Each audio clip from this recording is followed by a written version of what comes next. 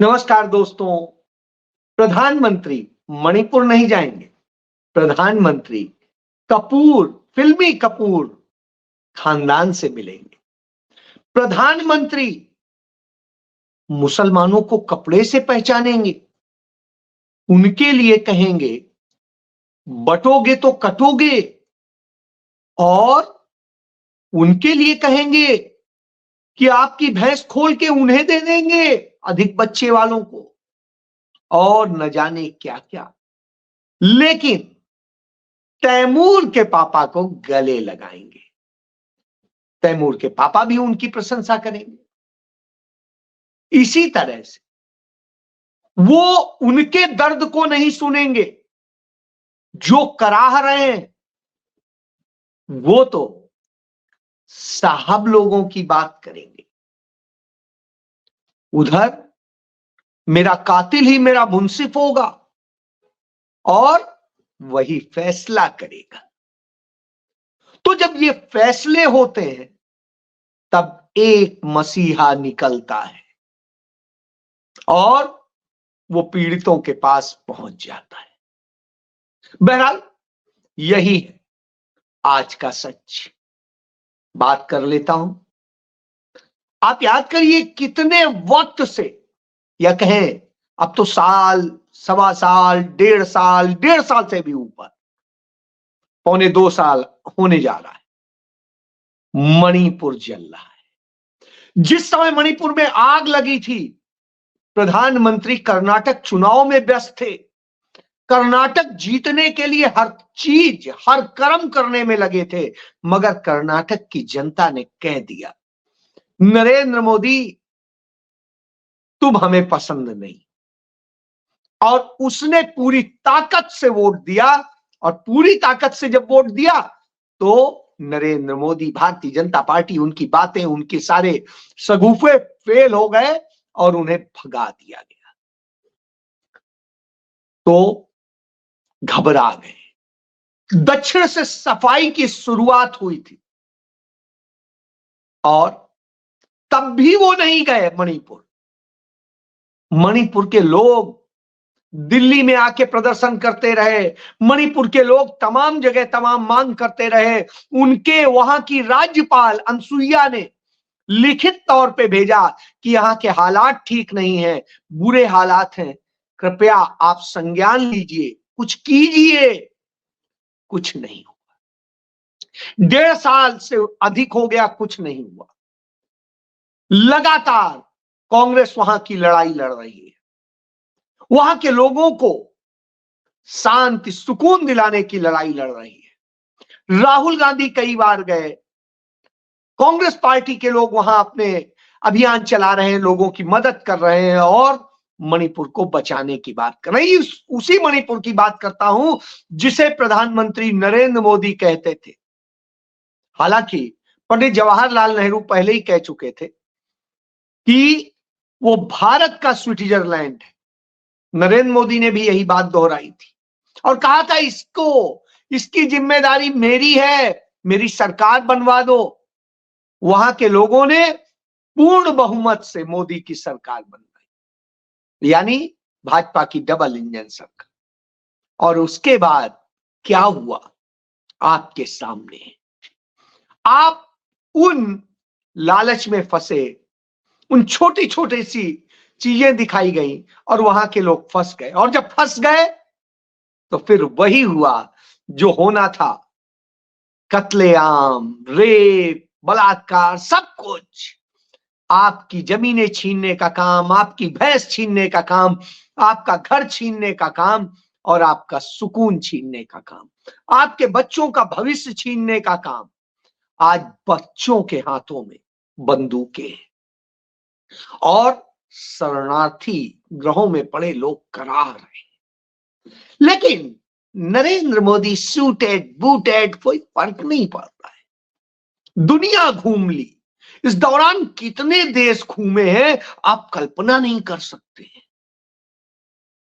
हजारों हजार करोड़ रुपया उन्होंने अपने घूमने पे खर्च कर डाला, लेकिन मणिपुर को इंसाफ नहीं दिया। अडानी के लिए परेशान है, मणिपुर की याद नहीं आती। तो अब बॉलीवुड के वह परिवार राज कपूर, जिन्हें शोमैन कहा जाता था, और पंडित जवाहरलाल नेहरू ने इस देश में सिनेमा को विकसित होने के लिए जो मौका दिया, उसका लाभ मिला था उस परिवार। वो परिवार नरेंद्र मोदी को राज कपूर के शताब्दी वर्ष की वर्षगांठ पर आमंत्रण देने के लिए गया था। अच्छी बात है, आमंत्रण देना चाहिए, कोई बुराई नहीं। लेकिन वह बैठ के उस परिवार के दामाद, आप जानते हैं एक समय में क्रिकेट के सरताज हुआ करते थे पटौदी साहब, उनके बेटे, जिनके बेटे के पैदा होने पर, तैमूर के पैदा होने पर करीना कपूर पे क्या क्या तंज कसे गए थे, वो किस तरीके से नरेंद्र मोदी और उनका संवाद होता है, अथाह प्यार झलकता है दोनों के बीच। इसी तरह वहां पर एक बहू भी थी उस भट्ट परिवार की, जिसे बड़ा समर्थन मिला है, सहयोग मिला है। वो इसी तरीके से मोदी के बखान करने में लगी थी। बहरहाल दोनों के काम चल रहे थे। इन दोनों के दौरान नरेंद्र मोदी एक बार भी नहीं सोच रहे थे कि आज फिर मणिपुर में कुछ लोग मारे गए, कुछ रेप हुए। कोई फिक्र नहीं, मस्ती है। और नरेंद्र मोदी की टीम वहां रील बना रही थी, रील। तो साहब, रील मंत्री उनके यहां है, रील है, सब कुछ है, और फिर सरकारी तंत्र से उसका प्रचार होता है। बहरहाल हो गया जो होना था। लेकिन राहुल गांधी सुबह सुबह घर से निकलते हैं, अचानक वो हाथरस पहुंच जाते हैं, किसी को खबर नहीं होती। जैसे ही राहुल गांधी उत्तर प्रदेश को क्रॉस करके, सीमा को क्रॉस करके हाथरस की तरफ पहुंचते हैं, तब तक खबर होती है, मीडिया दौड़ता है, कहां जा रहे हैं राहुल गांधी, पता चलता है वो हाथरस पहुंचने वाले हैं। हाथरस में उस परिवार के पास जा रहे थे कोरोना के दौरान जिस परिवार की उस लड़की के साथ गैंग रेप हुआ था, उस दलित लड़की के साथ जिसके साथ गैंग रेप हुआ था, उस दलित लड़की के परिवार से मिलने गए। उसके केस की पूरी जो प्रक्रिया चल रही थी, उस दौरान किस तरीके से उसको गिराने की कोशिश हुई। उनकी बेटी के साथ में गैंग रेप हुआ था, मौत हो गई थी, और उसके बाद में उसकी लाश को उत्तर प्रदेश की पुलिस ने, निर्दयी पुलिस ने जला दिया था रातों रात। परिवार को भी साथ नहीं ले जाना मुनासिब समझा।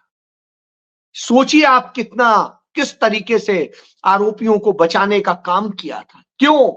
क्योंकि आरोपी भारतीय जनता पार्टी से जुड़े हुए थे।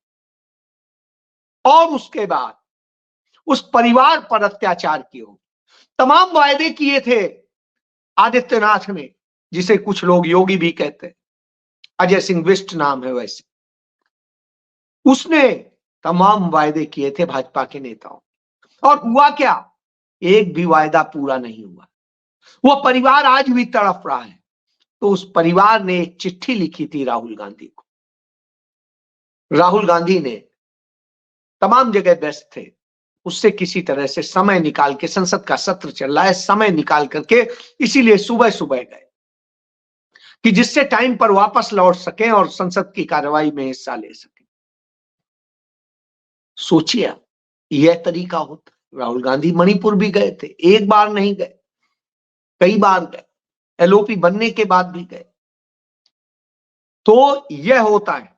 इसके बाद में दूसरा जो सबसे बड़ा इशू है, वह इशू है कि अडानी के मसले पर पिछले 2 साल से कांग्रेस पार्टी चर्चा कराने की मांग कर रही है, स्थगना प्रस्ताव लेकर के आई। काम रोको प्रस्ताव के माध्यम से, 267 के माध्यम से पर चर्चा कराने की बात कर रही, उस पर चर्चा नहीं हो रही। उस पर बोलने की, अडानी का बोलने की इजाजत नहीं दी जाती है। जो सदस्य उस पर बोलने की कोशिश करते हैं उन्हें रोक दिया जाता है, और जिस तरीके से उन्हें डराया जाता है वह अपने आप में चिंताजनक है, निश्चित रूप से। इसलिए सब लोग ये कहते हैं क्यों नहीं चर्चा हो रही, लेकिन जब ये फंस जाते हैं, लगता है कि आप क्या करेंगे, तो जॉर्ज सोरोस से लेके न जाने कौन कौन से नाम लेते हैं, और उन नामों के जरिए वो पूरे चर्चा को डिरेल करने की कोशिश करते हैं, वो मुद्दों से भटकाने की कोशिश करते हैं। अडानी पे चर्चा क्यों होनी चाहिए, इस बात की मांग तमाम सारे हमारे लोग भी करते हैं जो समझदार पढ़े लिखे। अडानी पे क्यों नहीं चर्चा होनी चाहिए? आपके बिजली के बिल इतने ज्यादा आ रहे हैं क्योंकि अडानी को बिजली का पूरा काम देश में दे दिया गया है, महंगी बिजली खरीदी जा रही है, हमारा आपका पैसा उन्हें दिया जाता है और फिर हमको फिर से महंगी बिजली दी जाती है, यानी हमको दो तरह से लूटा जाता है। फिर वो महंगा कोयला बेचता है भारत को, जिससे हमारे देश को नुकसान होता है, और उसका भी लाभ उसे होता है और देश को नुकसान होता है, जो नुकसान आपको झेलना पड़ता है।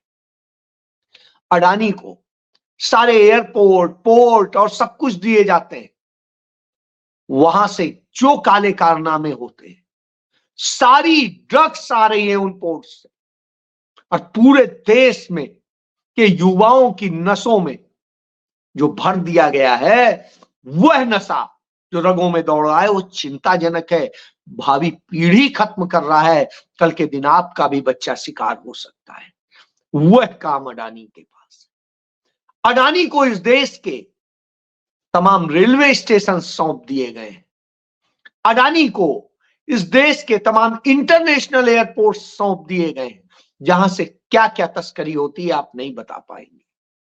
और इसके अलावा जितनी कंपनियां हैं, सीमेंट हो, जो भी कुछ हो, इंफ्रास्ट्रक्चर का जो भी कुछ होता है, वो सब सौंप दिया जाता है। तो सड़क से लेके आसमान तक बचे जंगल, जमीन, जल, उस पर भी कब्जा करा दिया जाता है, जंगल तक बेच दिए जाते हैं, और जंगल उन्हें दे दिए जाते हैं, जमीन दे दी जाती है, और जल भी दे दिया जाता है। यह स्थिति है, किसानों के हक छीन करके किसानी में कैसे उन्हें बर्बाद कर दिया जाए, वह भी काम अडानी को दे दिया जाता है। ऊपर से आपके देश की निगरानी और सब कुछ करने के नाम पे जो कुछ होता है, उसमें जो ड्रोन चलाने का काम है वो भी अडानी को दे दिया जाता है। यानी अडानी ही निगरानी करेंगे, अडानी ही नीचे रहेंगे, अडानी ऊपर रहेंगे, और फिर हमारे देश की रक्षा करने वाले डिफेंस सेक्टर को सारे असलहे सप्लाई करने का काम भी अडानी को दे दिया जाता है। अडानी के पास इनमें से किसी चीज का एक्सपीरियंस नहीं था, लेकिन सारा एक्सपीरियंस हो गया क्योंकि साहब चाहते थे, इसलिए अडानी पर चर्चा है। और अडानी को यह सब सौंपने का नतीजा क्या है? आपके रोजगार खत्म हो रहे हैं, आप महंगाई का शिकार हो रहे हैं, आपके ऊपर टैक्स की मार की जा रही है, और आपका सब कुछ छीना जा रहा है, जल, जमीन, जंगल और जो कुछ है। बेटियां आपकी आबरू लुटाने को मजबूर हो रही हैं, और जो जो कर्म हो रहे हैं कल्पना से परे हैं, इसलिए अडानी पर चर्चा जरूरी, इसलिए अडानी पर। और अडानी ने भ्रष्टाचार मॉडल तैयार कर दिया है, यह भी सामने आ चुका है अमेरिका की अदालत के जरिए, और ये सब ऑन रिकॉर्ड है, बावजूद इसके कोई बात नहीं कर रहा है। उधर देखिए, उसके बाद में जिस सोरोस को सबसे पहली बार भारत लेकर के अटल बिहारी वाजपेयी आए थे, उसका कार्यक्रम शुरू कराया था, जिस नरेंद्र मोदी की सरकार में उसने अपना प्रोजेक्ट इंडिया के अंदर शुरू किया, और उसको यहां चलाने वाले, हेड करने वाले दोनों भारतीय जनता पार्टी से जुड़े हुए लोग हैं, उनके परिवार के सदस्य हैं, उनकी रोटी बेटी का साथ, और उनसे नरेंद्र मोदी का महान प्यार। उस जॉर्ज सोरोस के मामले में, जिसके बारे में उन्होंने कभी शिकायत नहीं की अमेरिका को कि वो भारत विरोधी काम कर रहा है, कभी भी यूएन को शिकायत नहीं की, उसे उल्टा धन देते हैं उसके प्रोजेक्ट के लिए जो वो 68 देशों में चला रहा है। यदि वो अस्थिर करने चला रहा है तो आप दुनिया के चौथे नंबर के सबसे ज्यादा पैसा देने वाले हैं। भारत की स्थिति इतनी अच्छी तो नहीं है, क्योंकि डॉलर के मुकाबले रुपया अब 85 रुपए का $1 हो गया है। तो मुबारक हो आपको, 56-57 रुपए का जो डॉलर है वो महंगा लग रहा था मनमोहन सिंह के समय में, और अब आपको सस्ता लग रहा है। जो पेट्रोल आपको, डीजल आपको महंगा लग रहा था 55 रुपए का या 60 रुपए का, वो आज आपको 100 रुपए में सस्ता लग रहा है। तो गलती किसकी है आप सोचिए। बहरहाल इन सब के बाद उस पर चर्चा नहीं होती, इस पर चर्चा नहीं हो रही है। कांग्रेस से कहा जा रहा है आप बताइए क्या रिश्ते हैं। अरे भाई, सीबीआई आपके पास है, ईडी आपके पास है, इनकम टैक्स आपके पास है, डीआरआई आपके पास है, लॉ आपके पास है, आप निकालिए ना और देश के सामने सदन में रखिए। आप क्यों नहीं कर रहे? सब कुछ आपके पास है, अदालत ले जाइए, जेल में डालिए, आपके पास है ना, करिए ना, एफआईआर दर्ज कीजिए। क्यों जॉर्ज सोरोस का धंधा भारत में चल रहा है उसे बंद कराइए, करिए ना।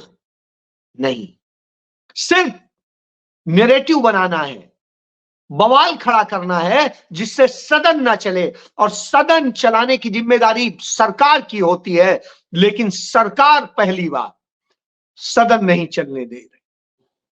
नेता प्रतिपक्ष जब बोलने को खड़े होते हैं तो उनको बोलने नहीं दिया जाता है, उनको अपमानित किया जाता है।